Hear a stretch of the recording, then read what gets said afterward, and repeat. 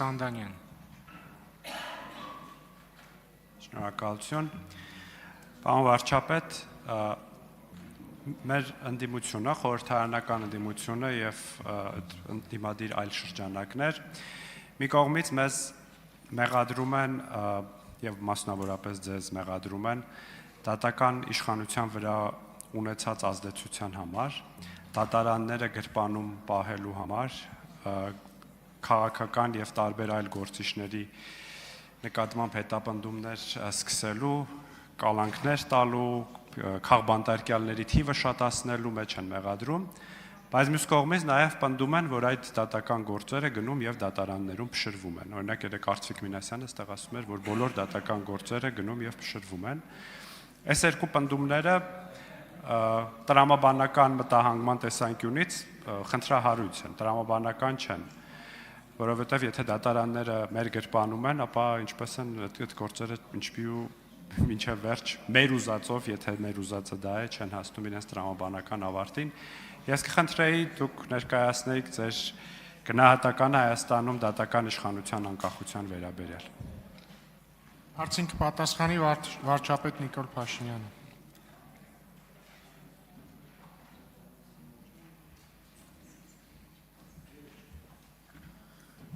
Շնորհակալ եմ պարոն Խանդանյան հարցի համար, ես էլ կարծում եմ, որ ցավոք սրտի Հայաստանում դատական իշխանության վրա շարունակ շատ մեծ ազդեցություն ունեն այն մարդիկ, ովքեր մեզ մեղադրում են ձեր ասած բաների մեջ։ Իհարկե այստեղ արձագանքը պիտի լինի այն, թե ինչով եք զբաղված 7 տարի եւ այլն եւ այդպես շարունակ, բայց դատական համակարգի խնդիրները իրականում շատ ավելի խորն են, քան մենք պատկերացնում ենք, եւ ես դրա մասին մի քանի անգամ առիթ ունեցել եմ ասելու։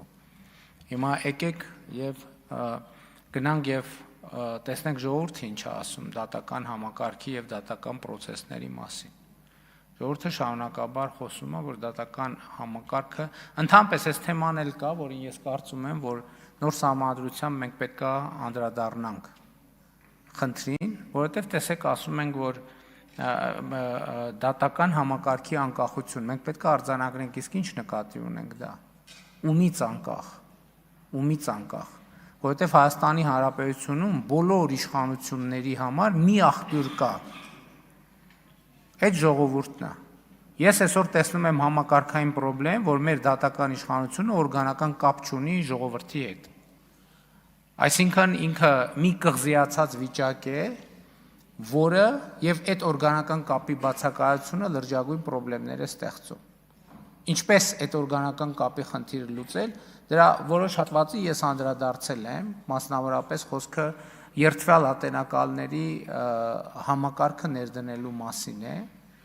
եւ ելի ուրիշ գաղափարներ կան, որը ես կարծում եմ նոր սահմանադրության համատեքստում մենք պետք է քննարկենք եւ լուծումներ գտնենք։ Իհարկե այն էլ կա, որ դատական այն համակարգը, որը մենք երազում ենք, եւ ընդհանրապես պետական համակարգը, որը մենք երազում ենք, մենք մի բանի չենք առերեսվում։ Դա ենթադրում են հանրային լուրջ ներդրումներ այդ համակարգում, որովհետև չի կարող լինել մեր հանրային ընկալումներին համապատասխան դատական համակարգ, եթե դատական համակարգը համապատասխան չափով չի ֆինանսավորվում։ Այդ ֆինանսավորումը շատ հարցեր է լուծում, ներառյալ նրանից, թե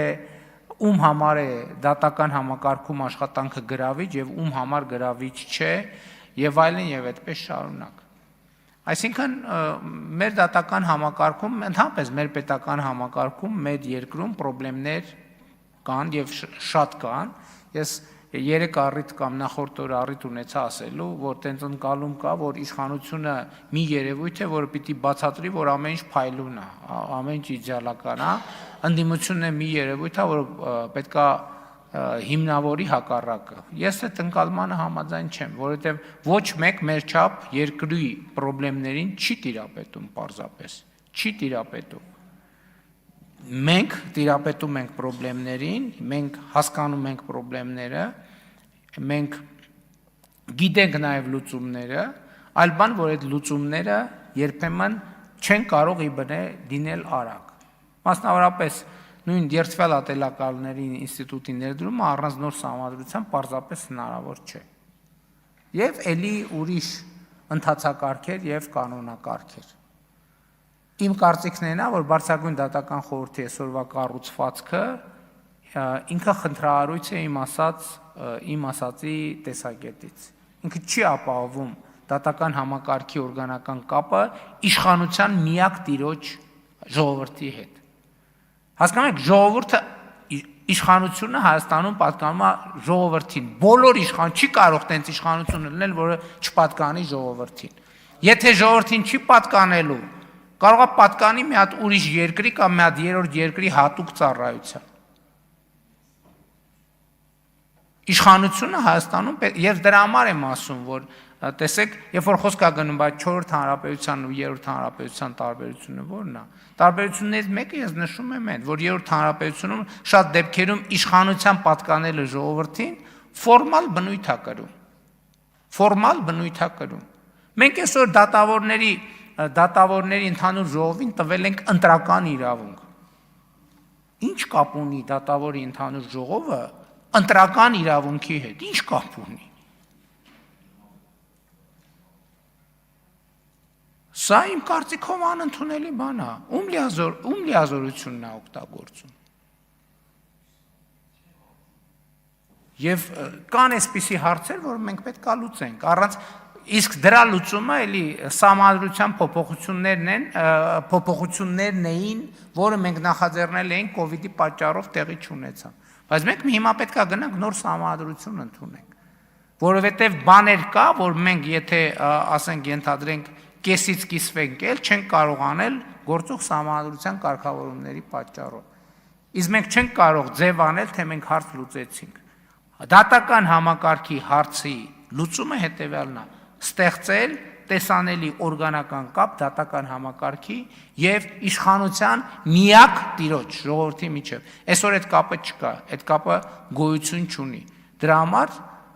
այս բոլոր խնդիրները առաջանում են։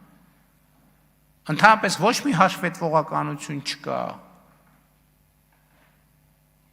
Ընդհանրապես մեր իրավատական մենթալիտետը շատ խնդրահարույց է, որովհետև կարող է ասվել, որ սենց է ու տենց է, ինչի է տենց, տենց է։ Նկատի ունեմ, ես չեմ ժխտում խնդիրները, բայց մենք պետք է հասկանանք, անկախ դատական համակարգ չի նշանակում ժողովրդից անկախ դատական, ընդհակառակը նշանակում է մնացած բոլորից անկախ, բայց ժողովրդի իշխանությամբ գործող, ոչ թե ժողովրդի կամքով գործող, ես ուզում եմ ես էլ տարբերակենք, այլ ժողովրդի իշխանությամբ գործող, ժողովրդի մանդատով գործող։ Արձագանք։ Մենք խորհրդարանում եւս այդ խնդրին